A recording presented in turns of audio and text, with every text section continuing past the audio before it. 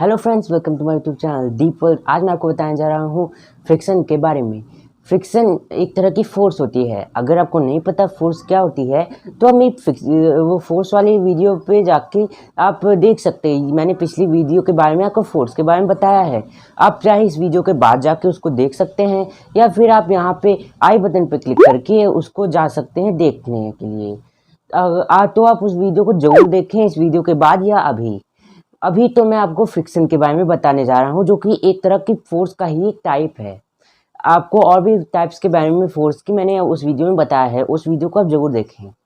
तो चलिए फ्रिक्शन के बारे में जानते हैं। फ्रिक्शन एक तरह की फोर्स होती है जो कि हम लोग को लैंड या फिर सरफेस, कोई भी सरफेस ये लैंड पे, ज़मीन पे ग्रिप मेंटेन करने में मदद करती है। अगर ये फ्रिक्शन ना हो तो हम लोग कहीं पे भी ग्रिप मेंटेन नहीं कर पाएंगे। एंड आपको जैसे पता है, हम लोग जब भी किसी बनाना के छिलके पे, बनाना के पील पे गिरते हैं, फिसलते हैं, तो ऐसा क्यों होता है? क्योंकि वहाँ पे फ्रिक्शन बहुत कम होती है, फ्रिक्शन वहाँ पे रिड्यूस होती है। इसीलिए हम लोग वहाँ पे ग्रिप मेंटेन नहीं कर पाते और लैंड पे, और इसी वजह से हम लोग गिर जाते हैं। तो आज इसी के बारे में हम लोग जानने वाले हैं। फ्रिक्शन को हम लोग शॉर्ट फॉर्म में बोल सकते हैं वो फोर्स जो कि ग्रिप मेंटेन करने में मदद करती है। जहाँ पे जिस सरफेस पे फ्रिक्शन दो चीज़ों की मदद से होती है। एक जो ऑब्जेक्ट होता है जो कि वो सरफेस के ऊपर है, और एक जो ऑब्जेक्ट के नीचे जो सरफेस है वो, इन दोनों का जो है इरेगुलरिटी या रेगुलरिटी, मतलब कि इन दोनों की सरफेस कैसी है, रफ है या फिर बहुत ही स्मूथ है, इस पे डिपेंड करता है। अगर इन दोनों की सरफेसेस इरेगुलर हुई, मतलब कि सेम नहीं हुई और बहुत ही डिफरेंट हुई, और ये दोनों बहुत ही इरेगुलर हुए, तो वहाँ पे ग्रिप बहुत अच्छे से मेंटेन होगी और बहुत ही अच्छी ग्रिप मेंटेन होगी। जैसे कि आप समझ सकते हैं एग्जांपल के तौर पे, जो शूज़ होते हैं या फिर स्लीपर्स होते हैं, उनके नीचे जो डिज़ाइंस बने होते हैं, वो डिज़ाइंस डेकोरेशन के लिए नहीं, वो बस ग्रिप मेंटेन करने के लिए ज़मीन पे फ्रिक्शन के लिए होते हैं, जिससे आप किसी भी वेट सरफेस या फिर स्मूथ सरफेस पे स्लिप ना हो जाए। इसी वजह से ये होते हैं। आप यही चीज़ जो व्हीकल्स के टायर होते हैं, जो ट्रैक्टर्स के टायर होते हैं, इन सब पे भी आप देखे होंगे, इन सब की में भी ऐसे ही डिज़ाइंस बने होते हैं। ये सब भी ग्रिप मेंटेन करने के लिए होते हैं। ये जो फ्रिक्शन है ये बहुत ही अलग अलग टाइप्स की होती हैं।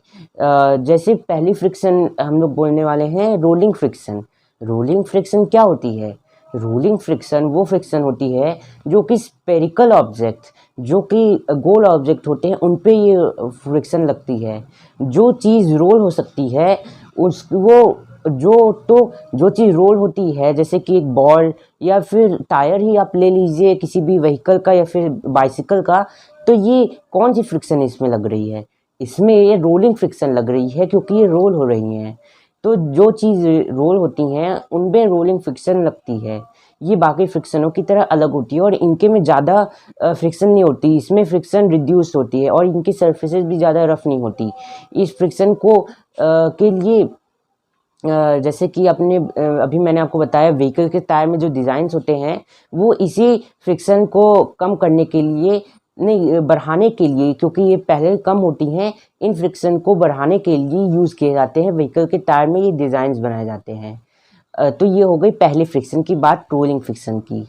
अब बात करते हैं स्लाइडिंग फ्रिक्शन की। स्लाइडिंग फ्रिक्शन क्या होता है?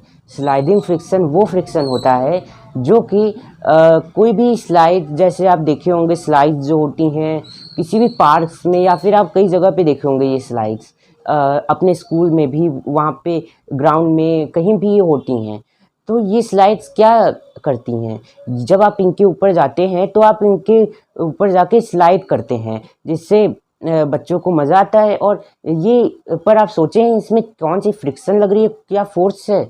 ये इसमें जो स्लाइडिंग फ्रिक्शन लग रही है। स्लाइडिंग फ्रिक्शन जब हम लोग किसी भी चीज़ को स्लाइड करवाते हैं, जैसे कि आप एक टिल्ट, मतलब कि आप एक बुक रखिए एक के ऊपर, ये आप टेस्ट कर सकते हैं। आप एक के ऊपर एक, जैसे 3 बुक आप रखिए, उसके ऊपर एक बुक ऐसे रखिए, ऐसे कि वो एक जिसके ऊपर आप एक समझ लीजिए बैटरी, जो छोटी सी सेल होती है बैटरी की, पेंसिल बैटरी जिसको आप बोलते हैं, उसको आप अगर उसके ऊपर से करेंगे तो जब वो इसके ऊपर से नीचे उतरेगी तो वो स्लाइडिंग फ्रिक्शन की मदद ले रही है यहाँ से करने के लिए। इसमें भी फ्रिक्शन बहुत ही कम होती है, रिड्यूस्ड होती है, इसलिए ये भी रोलिंग फ्रिक्शन की तरह ही होती है। अब बात करते हैं फ्रिक्शन हम लोग के ज़िंदगी में कैसे काम करती है, और ये कभी कभी बहुत ही महत्वपूर्ण होती है, कभी कभी ये बहुत ही वो हम लोग को लाभदायक नहीं होती हैं, बहुत ही हानिकारक भी होती हैं। जैसे कि अगर हम बोले कि ये किस तरीके से काम आती हैं, तो आप सोच रहे होंगे कैसे काम आती हैं। बहुत चीज़ों में, जैसे कि अगर आप इसको टेस्ट कर सकते हैं, अगर आप अपने हाथ जो हैं इसको आप रब करें, अगर आप इसको रब करेंगे ऐसे ऐसे करके, तो आप देखेंगे कुछ समय तक ऐसे ऐसे करने पे कि जो इसमें जो हो रहा है हीट जनरेट हो रही है। ये हीट कैसे जनरेट हो रही है? ये क्योंकि फ्रिक्शन की वजह से, जब फ्रिक्शन कहीं पे आती है तो फ्रिक्शन की वजह से हीट भी उस जगह पे जनरेट होती है। इस प्रोसेस में हीट जनरेट हो रही है जिसकी वजह से ये आपको फील हो रही है। तो फ्रिक्शन हम लोग को हीट जनरेट करने में मदद करता है। जैसे कि आप देखे होंगे फायर जब जलती है उसमें भी फ्रिक्शन का यूज़ होता है। जैसे कि स्टोन, जैसे आप जाने होंगे पहले के समय में, बहुत पुराने समय स्टोन एज में, उस समय दो स्टोन की मदद से ऐसे ऐसे करके चिंगारी जलाई जाती थी जिससे आग जलती थी। अगर फ्रिक्शन ही ना होती वहाँ पे तो वो आग कैसे जल पाती, जब दो स्टोन को ऐसे ऐसे करने पे। तो फ्रिक्शन इसलिए बहुत ज़रूरी होती है। आजकल के टाइम में भी फ्रिक्शन बहुत ज़रूरी है आग जलाने के लिए। जैसे कि अगर आप देखे होंगे मैच स्टिक्स, जिनको हम लोग आग जलाने के लिए सबसे मेनली यूज़ करते हैं, इनमें भी फ्रिक्शन की मदद लगती है। आप बोल रहे होंगे कैसे, पर ये मैच स्टिक्स जो होती हैं, मैच स्टिक्स की जो टिप होती हैं, उनका एक इग्निशन टेम्परेचर होता है। इग्निशन टेम्परेचर वो टेम्परेचर होता है जिस पे एक चीज़ बर्न होना शुरू कर देती है, जिसमें वो उनका टेम्परेचर इतना ऊपर चला जाता है जिनमें वो बर्न हो सके, उसको इग्निशन टेम्परेचर बोलते हैं। तो जो मैस्टिक का इग्निशन टेम्परेचर होता है वो थोड़ा कम होता है। तो जो मैस्टिक को हम लोग मैच बॉक्स में ऐसे करते हैं, स्ट्रक करते हैं असलियत में, तो क्या होता है उसमें फ्रिक्शन की वजह से हम लोग ऐसे कर रहे हैं मैस्टिक को स्टोन की तरह ही, तो उसमें भी चिंगारी आती है और आग जलती है, जिसकी वजह से जो मैचस्टिक की टिप होती है जिसमें जो सब्सटेंस होता है वो उसका इग्निशन टेम्परेचर ऊपर चला जाता है अपने नॉर्मल टेम्परेचर से, जिससे वो जल उठती है। तो इसी वजह से मैचस्टिक्स हम लोग को आग जलाने के लिए इतनी महत्वपूर्ण होती है, क्योंकि फ्रिक्शन इनमें है।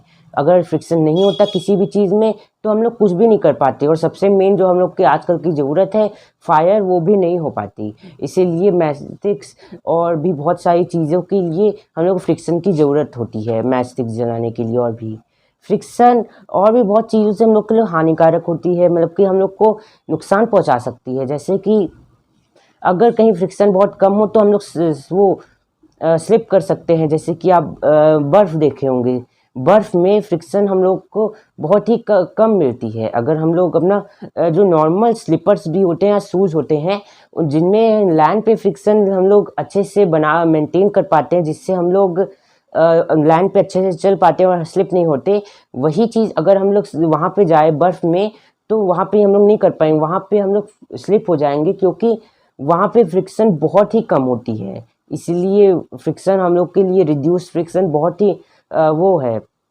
बुरी है। पर कुछ चीज़ों में फ्रिक्शन, रिड्यूस फ्रिक्शन बहुत अच्छी होती है। ऐसा क्यों? जो रिड्यूस फ्रिक्शन होती है, जैसे आप कैरम खेले होंगे, कैरम एक इंडोर गेम है, इसको खेला जाता है। तो आप देखे होंगे जब भी आप कैरम खेले होंगे, लोग कैरम बोर्ड पे पाउडर छिड़कते हैं, पाउडर वो स्प्रिंकल करते हैं, पाउडर डालते हैं। तो ऐसा क्यों? पाउडर क्यों डालते हैं वो लोग? क्योंकि जो सरफेस की इर्रेगुलरिटी है वो कम हो जाए, और सरफेस जो है वो रेगुलर, मतलब कि दोनों सरफेस एक जैसी हो जाए।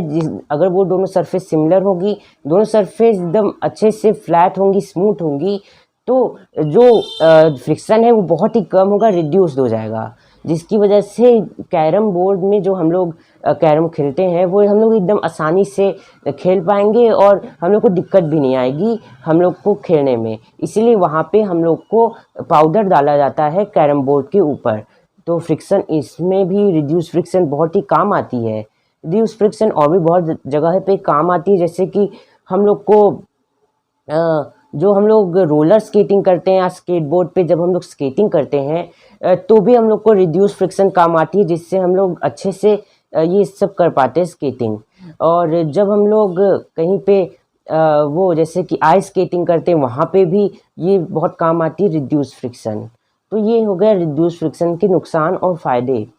और भी फ्रिक्शन होती है, जैसे कि वाटर की फ्रिक्शन। आप वाटर की फ्रिक्शन जान के थोड़ा हैरान होंगे, वाटर में भी फ्रिक्शन होती है। हाँ, जब आप वाटर में बहुत तेज़ी से जाते हैं तो आप जो प्रेशर फील करते हैं उसी को हम लोग वाटर फ्रिक्शन बोलते हैं। इसको हम लोग साइंटिफिक फॉर्म में, नॉर्मल फॉर्म में इसको हम लोग ड्रैग बोलते हैं, शॉर्ट फॉर्म में आप बोल सकते हैं ड्रैग। ड्रैग अगर आप जो पानी होता है उसमें बहुत तेज़ी से जाएंगे तो आपको ड्रैग महसूस होगा। ये प्रेशर जो होता है पानी का वो आपको फ्रिक्शन के तौर पे महसूस होगा। आप ये कभी महसूस भी किए होंगे। ये एयर में भी होता है। अगर आप बहुत तेज़ी से जाएंगे, जैसे एरोप्लेन और बर्ड्स, ये सबको भी फ्रिक्शन झेलना होता है। फिश जो होती हैं उनको भी पानी में फ्रिक्शन वो महसूस होता है, फील होता है। तो हम लोग ये फ्रिक्शन कैसे कम कर सकते हैं? हम लोग एरोप्लेन और सबमरीन ये कैसे बनाएं? क्योंकि यहाँ पे फ्रिक्शन होता है इतना ज़्यादा, तो हम लोग ये कैसे कर सकते हैं? हम लोग ये साइंटिस्ट ये सब जो शेप्स होते हैं ये कहाँ से लाए? ऑफ कोर्स ये सब लोग नेचर से लाए। जो बर्ड्स होती हैं और जो फिशेस होती हैं वो कैसे इतनी आसानी से उड़ पाती हैं और तैर पाती हैं? क्योंकि उनका शेप ऐसा है कि वो लोग जो फ्रिक्शन होता है उनको वो रिड्यूस कर पाएँ और वो अच्छे से उड़ पाएँ बर्ड्स, और जो फिशेस होती है वो अच्छे से तैर पाएँ। इसी वजह से जो एयरप्लेन होती है, अगर आप एरोप्लेन और बर्ड्स को साइड बाय साइड कंपैरिजन करेंगे तो उनका शेप आपको सेम देखने को मिलेगा बहुत ही ज़्यादा। तो क्योंकि साइंटिस्ट ने बर्ड्स से इंस्पिरेशन लेके ये जो एरोप्लेन्स होते हैं उनका डिज़ाइन शेप उनके जैसा ही बनाया है, क्योंकि बर्ड्स जो कि उनका शेप है वो फ्रिक्शन को रिड्यूस करने में बहुत ही हेल्प करता है। ऐसे ही जो फिशेज होती हैं वो भी ऐसे ही करती हैं। तो आज हम लोग ने जाना रोलिंग फ्रिक्शन के बारे में, स्लाइडिंग फ्रिक्शन के बारे में, फ्रिक्शन के बारे में डिटेल में। फ्रिक्शन कैसे हम लोग के लिए बहुत ही महत्वपूर्ण होती है, कैसे हम लोग के लिए बहुत ही बुरी होती है। फ्रिक्शन कैसे हम लोग साइंटिस्ट ने ये हवा में फ्रिक्शन और जो पानी में फ्रिक्शन, वाटर फ्रिक्शन जिसको हम लोग ड्रैग बोलते हैं, इन सबको कैसे ओवरकम करने के लिए कैसे इंस्पिरेशन ली एनिमल्स के द्वारा, ये सब हम लोग ने जाना आज। और फ्रिक्शन हम लोग के लिए कैसे बहुत ही अच्छी भी होती है ये भी हम लोग ने जाना आज। जैसे कि जो टायर्स होते हैं उनमें ये सब जो लगाया जाता है, ये सब ओवरकम करने के लिए हम लोग क्या क्या करते हैं, ये फ्रिक्शन को ओवरकम करने के लिए ये भी हम लोग ने जाना। तो आज आपने इतना सब जाना। आप मुझे ज़रूर मतलब कि होप है कि आपको इस वीडियो से बहुत ही मदद मिली होगी, बहुत ही आपको सीखने को कुछ नया मिला होगा। अगर आपको कुछ अच्छा नया सीखने को मिला और आपको मेरी वीडियो पसंद आई हो तो आप नीचे लाइक बटन भी दबा सकते हैं और मेरे चैनल को सब्सक्राइब कर सकते हैं और बगल में जो बेल आइकन है उसको दबा सकते हैं मेरी आने वाली वीडियोस को सबसे पहले देखने के लिए, और आप तक नोटिफिकेशन सबसे पहले पहुंचने के लिए आप बेल आइकन दबा सकते हैं। अगर आपको नई वीडियो के लिए कोई सजेशन देना हो या फिर आपको ये वीडियो अच्छी लगी हो और आप कुछ कमेंट करना चाहते हो तो आप नीचे कमेंट सेक्शन, कमेंट बॉक्स में कमेंट कर सकते हैं। Thank you for watching. आज के लिए बस इतना ही। मैं आपको किसी और वीडियो में मिलता हूँ नेक्स्ट टॉपिक के साथ, नए चैप्टर के साथ। Thank you for watching. आज के लिए बस इतना ही। Bye bye.